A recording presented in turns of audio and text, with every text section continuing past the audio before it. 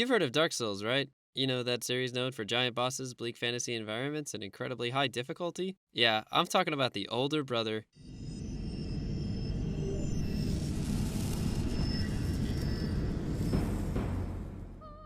I'm talking about the development and reception after release, specifically.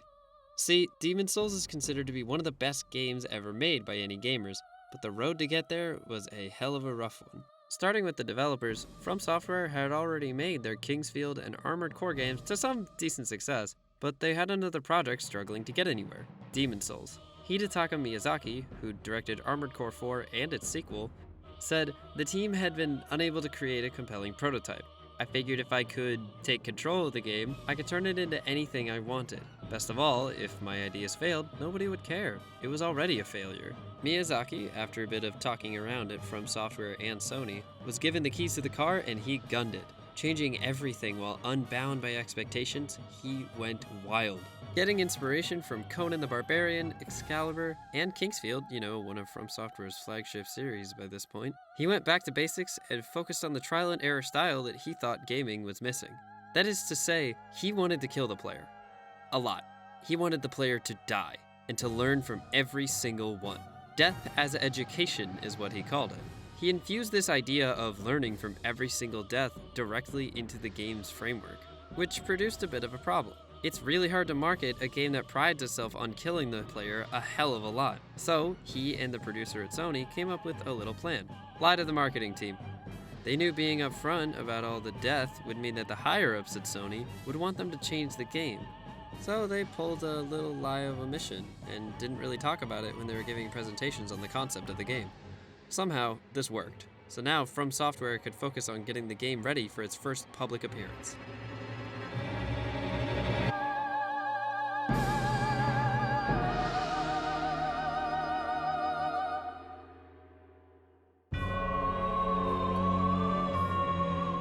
Tokyo Game Show 2008.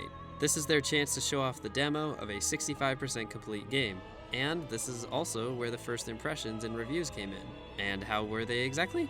Pretty bad, actually. They kinda tore into the game, and there were three common threads.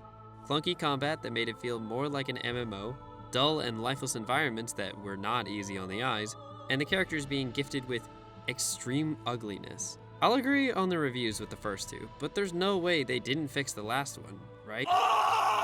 Okay, they didn't fix that one either. The Sony worldwide president himself played the game for 2 hours, got nowhere, and said, "This is crap. This is an unbelievably bad game."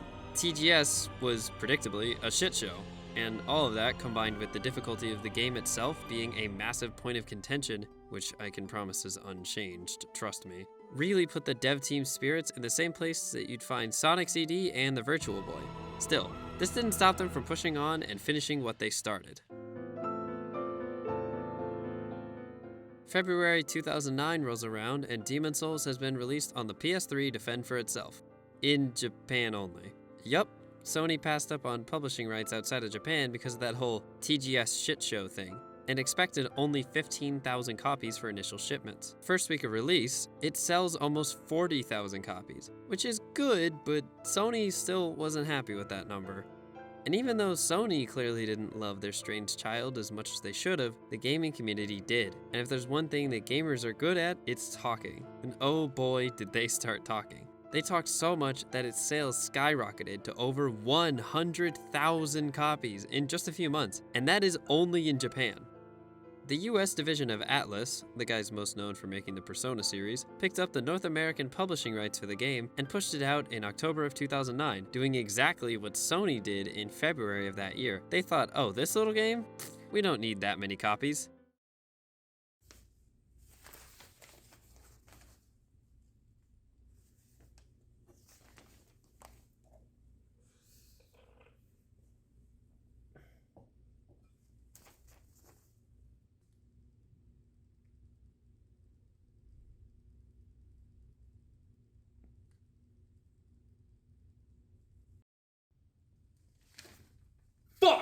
Getting officially published globally was exactly the windfall Demon Souls needed, and with all of this new renown, From Software was on their way to becoming a household name. 2 years later, they made Dark Souls, the little but more popular brother I mentioned at the start. Unlike its predecessor, it wasn't just a PS3 exclusive anymore, and it also wasn't published by Sony. Bandai Namco picked up the global publishing rights this time around, and held on to them for the entire trilogy. 2014 brought us Dark Souls 2, 2015 with Bloodborne, a Gothic-inspired, Sony-published PS4 exclusive that Sony made sure was published globally this time around. 2016 saw Dark Souls 3, the conclusion to the Dark Souls trilogy, and by far the most popular of the trio. 2019 gave us Sekiro: Shadows Die Twice, the first Japanese-themed game from the Japanese director of the Japanese company. And in 2022, they gave us my personal favorite of them all, Elden Ring, with a spin-off of that game called Elden Ring Night Reign, releasing at the end of May 2025.